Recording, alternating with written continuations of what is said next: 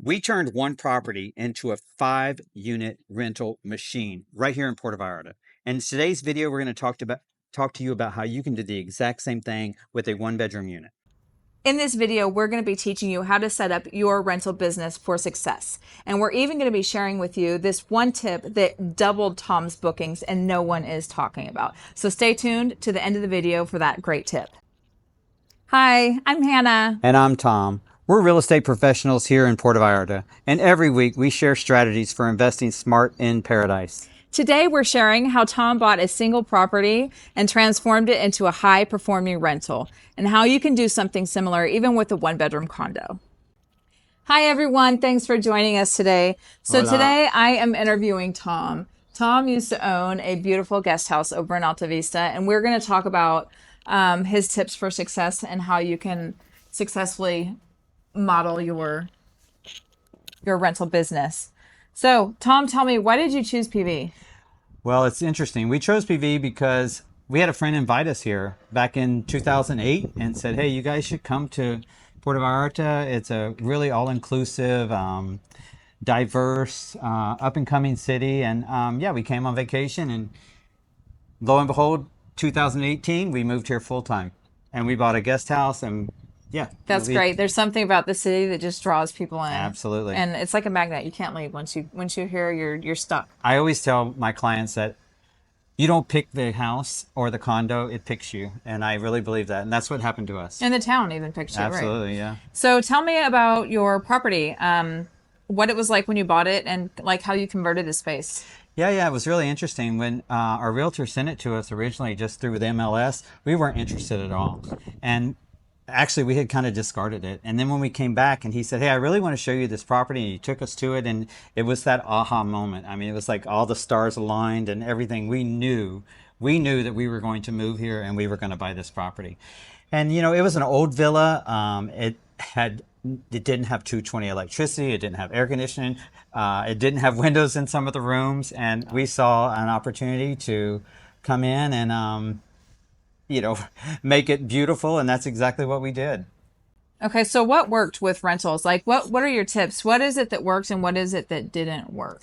You know, what I say that works is, number one, pictures do everything. And even on Airbnb or whatever, if you have the right pictures and you can capture the space and draw people in to want to do it, that's the first and foremost. And then the second thing is, when you get that first booking or that second booking or that third booking, reviews become the next most important thing. So it's all about pictures and your content about what the space entails. And then the next thing is about the reviews. It's all about reviews. And you know, we owned that guest house for a long time. We never, ever in our entire time, we had 5 units, we never had less than a 5-star review. Pro tip, if you're listing your property, that is also the huge thing, is the pictures. That's always going to be the biggest selling point. Yep. Draws people in. So how did you turn it into a cash cow? Like, the way we turned it into a cash cow was we hired a web designer and we built our own website and we marketed ourselves. We put it out on Facebook. We got on every group that you could possibly get on the internet, whatever we could do, however we could do to market the property. Every friend we knew, almost like being a realtor, you know, you have your sphere of influence and all of our friends have a sphere of influence. So we got everybody we knew to market it for us. That's really so you were really avoiding like the big platforms, right? At first not. At first we had to be on the platforms. I mean, that's how we got business. And you know, if you get on Airbnb, they still do it to this day. They give you your first 5 bookings where somebody says, okay, you're going to be one of the first 5 people booking this property, and you can get it for 50% off. So if you are doing that, I encourage you to maybe mark it up a little bit higher than what it would normally be. And then go ahead and get those first 5 bookings where they give you the 50% off, and get those bookings. And yeah, get good reviews. Make sure those first 5 bookings the people are taken care of. Okay, and then so you said you started with Airbnb, but then what did you do after that? Like I said, we had a platform where we built our own website. And when we first started, almost all of our bookings were through Airbnb, VRBO, Booking.com, Expedia, all those things. And when we sold the property, maybe only 5% of our bookings came from those So platforms. you converted then, from what I'm understanding, what you're saying, you converted those initial Airbnb customers into regular customers that were booking directly through you. And referrals. Those first customers and our friends became the referrals for all of our future customers. So did you have a big turnaround year after year of people that were renting, or was it always the same people? No, we had during high season we had the same people. We had the same people every year. They would book for 2 or 3 months. So I And think then, that's key. What a lot of people they and I've seen this a lot with properties that I've sold in the past as well, is that people they get a solid following of people who know the property, who know the owners, and then they like it, it works for them, they're happy, and they come back year after year. And that way you don't have to worry about the platforms taking their piece of the pie. You don't have to do a whole lot of marketing once you're exactly. at that point, right? What you do have to do though is invest in your property. Like it's just like anything. I mean, a business. You can't just buy a house and let it sit forever and not, put the money back into it. And so we had to give our guests that stayed with us before a reason to want to come back, and that was doing things more than what they saw the last time they came. And keep coming back, right, year after And year. also we could raise the prices every year because we were giving them a reason to come back, and then also not feel bad that we rose we would raise the prices. Okay, cool, very cool. And so what about, like, what are some mistakes that you and Chuck made?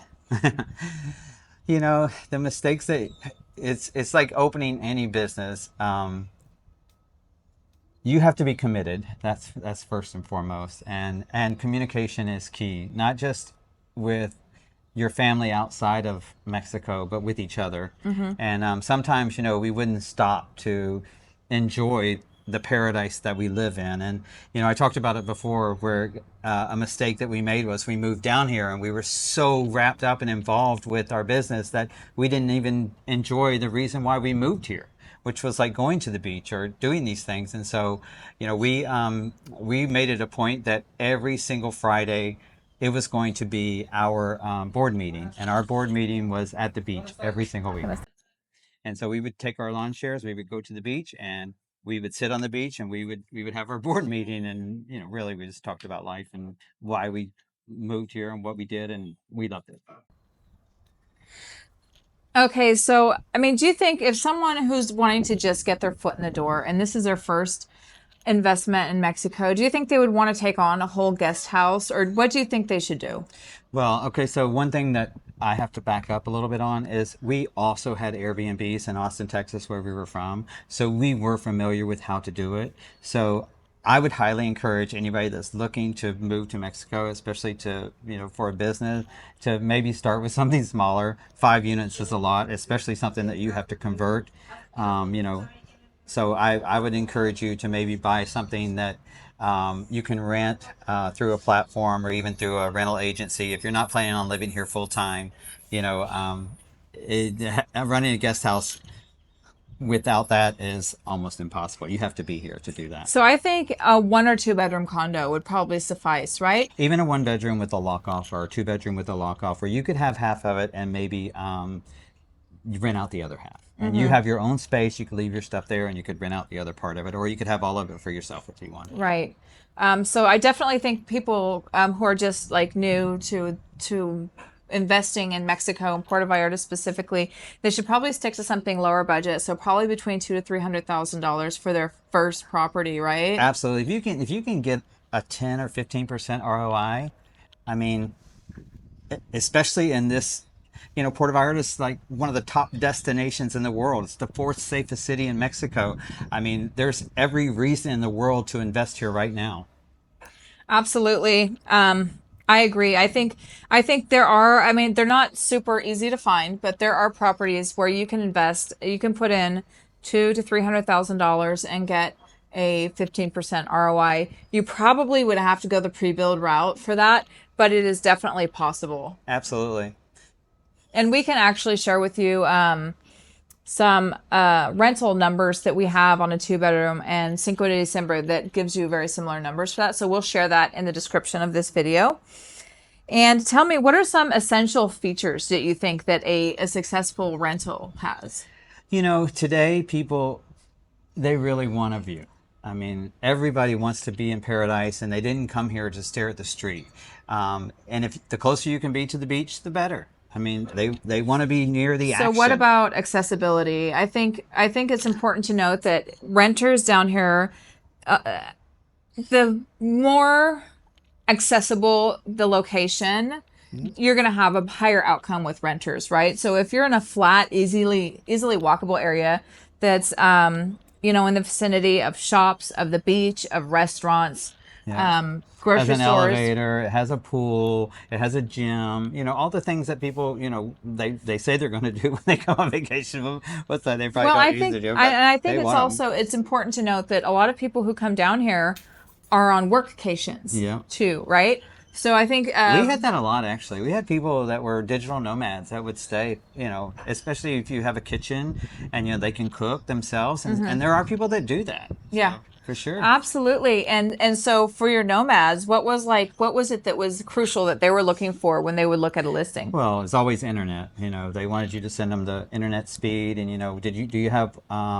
fiber optic, and how stable is it, and those kind of things. So, and we do have that. I think it's so funny because so many people are surprised when they ask us about internet in Mexico, and I'd be like, yeah, we have fiber optics. I have, 250 megas or gigas or whatever you call it, and I pay 500 pesos a month for that. Yeah. They're like, wow, really? Like they really don't expect us to have that infrastructure here, but we do. Yeah. So, and that is very important. You don't want to set up your Airbnb with a 20 megas internet. You definitely need to go all out and spend that full 500 pesos a month. It's funny that you say that, because we had a lot of guests that had booked other places, even places that were like right across the street from us, and they would check out of those places and come and stay at our place because they came and did a speed test. Like, hey, can we go up to your rooftop and do a speed test here? Come on. So yeah, internet's for digital nomads. It's a no-brainer. Absolutely. So I think something that a lot of people are also have a lot of questions about is like their expectations as far as this being a seasonal town, right? It's a seasonal town. So we definitely do have periods where you're going to have a lot more demand for rentals than you will in other seasons. So the summer is a low season here. So anywhere from November through March. May, April. end of April, I would say minimally November through the very end of April. I think you can easily expect to have like an 80% occupancy rate, right? When we sold our place, the people that we sold it to could not believe, and we were able to show them what our occupancy rate was, and we had 5 units, and we every year were above 90%. 90% occupant. Okay, yeah. So it's all about pricing. It's all about your reviews. It's all about, what is it that you're offering to your Pictures, to your clients and those kind of things. And you get people that come and they will come back, especially if you treat them right. So absolutely. And so it definitely will drop in the summer. Some But people Puerto Vallarta is changing. When we first moved here, there were so many shops and restaurants that would close during the summer, and now it's not so much anymore. I mean, Well, there are yeah, I still think some that still do, but not nearly as this much town as it is used to definitely not something that this town doesn't shut down Right. for the summer. be. It used to be like really quiet during. The Cruz de Juanaxcacle, for example, they still really pretty much shut everything down in the summer, and it gets really, really quiet. Not here, but the demand for rentals definitely changes, and you could probably expect an occupancy rate of like probably 25%. So it does dramatically decrease in the summer.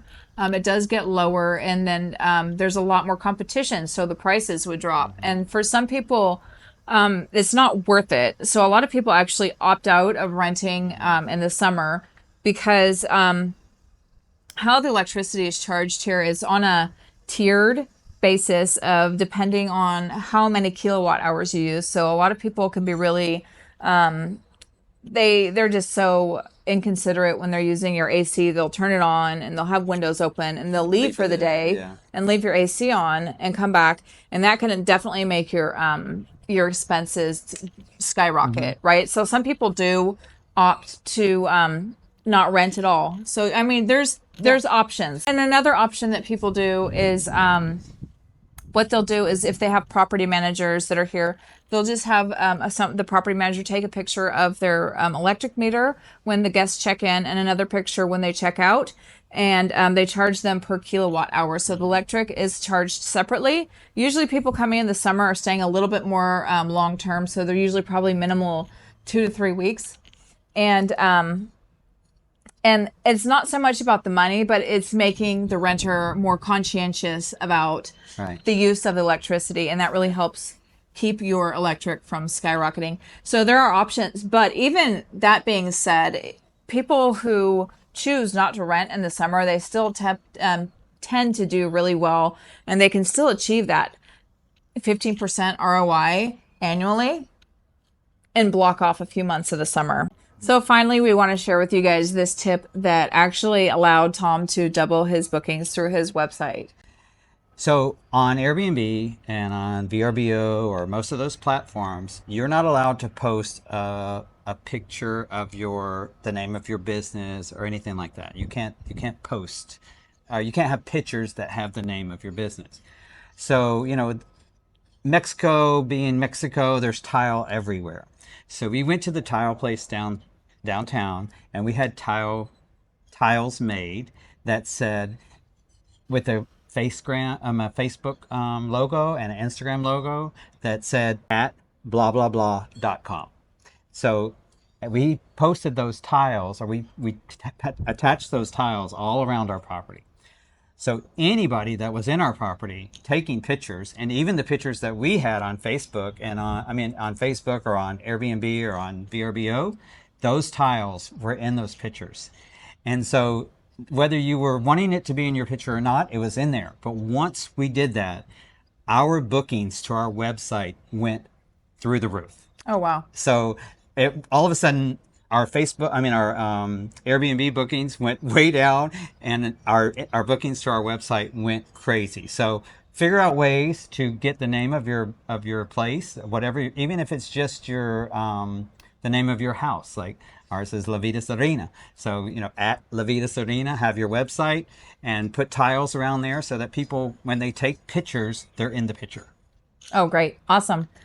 Well, thank you guys so much for hanging out with us today. We appreciate your time. And if you ever have any questions about opening up your new investment property in Puerto Vallarta, or if you want to sell your home, or if you're wanting to buy something that's for yourself, that's not an investment per se for a rental business, but just your vacation property, or you're moving to PV full time. Absolutely. Feel free to reach out to us. We are always happy to chat and to answer any questions that you guys might have. All right, you guys. Nice chatting with you. Don't forget to like and subscribe. Have a great day.